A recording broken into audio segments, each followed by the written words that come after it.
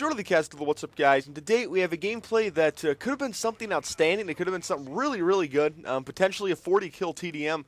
But the host decided midway through that he didn't want to play any longer and dashboarded. So I was 28-5 and the game ends. I had 28 out of 57 kills. I was on another kill streak.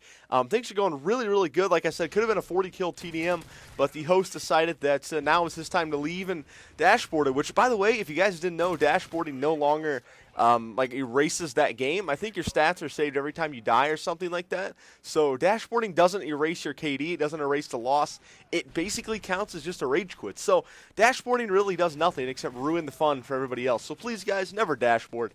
I think I've dashboarded twice in my entire Call of Duty lifespan. And both times was when I joined a demolition late and was getting absolutely stomped in Black Ops.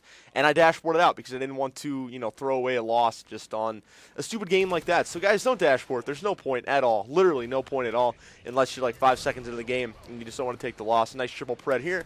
But anyway, what I want to talk about today is actually something that a good buddy of mine, Maddie, actually touched on Enhanced Gaming Com a few days ago. And I'll link his commentary in the description because I'm basically plucking this idea right out of his commentary. And that is weapon balance. He touched a little bit on guns like the Type 95 being overpowered, guns like the Striker, stuff like that. And I wanted to throw in my 2 cents on this because I have a semi-different view than most people on what an overpowered weapon is. A lot of the COD community thinks that just because a weapon is good, it's overpowered, which isn't always true. Sometimes it is, obviously in cases in past games like the FAMAS. The FAMAS basically was good in any situation. It was good long range, short range, mid range. Any situation, the FAMAS would almost win a gun battle in Black Ops.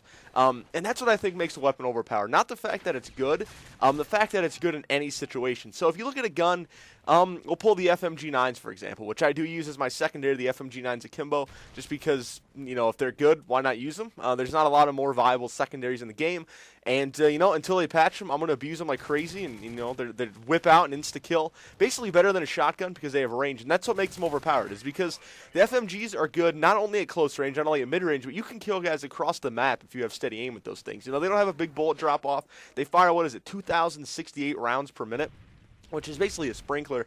And it's insane. These guns are insane. But you guys know this. I'm not trying to, repeat over this and talk about it. And there's 3 other guns that I think are overpowered. And one of them you guys probably already know. I've already mentioned it. But the other 2 might actually shock you a little bit. And one of them is actually not the Striker. And I'll tell you guys about that towards the end. But obviously, the one of them is a Type 95. That thing, it's not only a sniper rifle, it's also an assault rifle and a shotgun. So that's a little crazy. You can one-shot kill people. Well, not one shot, but one burst kill people across the map. I think the stats on that thing are something like 49 damage per bullet or 40 damage per bullet, which means you can effectively kill in 2 bullets if one of them's a headshot. So out of a 3-bullet spray, you can kill in 2 bullets. That seems unfair to me.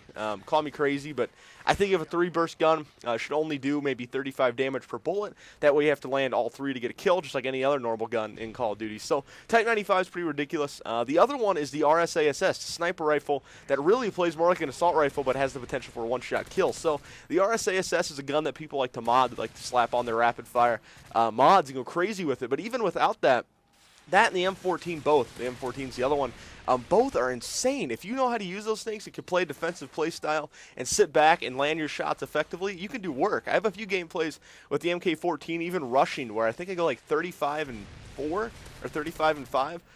It's an effective choice, and not only is it good at long range, which is outstanding at long range, both of them, but they can be used as shotguns. If you have a fast enough trigger finger, and steady aim on, you can run up and blind fire people down with those things fairly easy. So both of those I think could use with a little bit of balancing, a little bit of tweaking. But, the Striker is the last thing I wanted to touch on. A lot of people complain about the Striker. The Striker's this, Striker's that.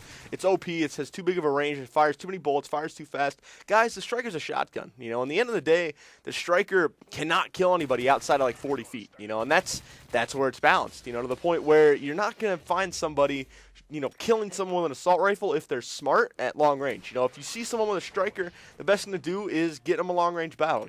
Don't run at them. It's same with the models from Modern Warfare 2. People complain about those so much. If you saw someone with a model, don't run at them. It's that simple. Do not run at somebody with a model because you're going to lose that gunfight. And that's what a shotgun's made to do. It's made for close range engagements. It's made to win those close range battles, and it exceeds at it. That's what it does. It's its job. It does a great job of it. And in the end, the Striker's going to win 99% of close range battles. The only thing that can take out a Striker at close range might be the FMG9s. And those things are ridiculous. Nothing should beat a shotgun at close range. Nothing and absolutely nothing except maybe a sniper, no scope, blind fire, something like that should. But other than that, the striker should dominate at close range. So that's my 2 cents, guys. Let me know what you guys think in the comments below. You see the game start to lag a little bit here as the host, I think, was getting ready to drop out. But yeah, if you guys enjoyed it, give it a like. If you really enjoyed it, share it with your friends on Facebook and Twitter. And let me know if you want more commentaries like this where I talk a little bit more about the game and, go in depth on some certain opinions I have about it and stuff like that. So like I said, final score is 28-5. Host hates me. Could have been a great gameplay, but right here, the host decides he doesn't want to play anymore. And yeah, I'll talk to you guys later.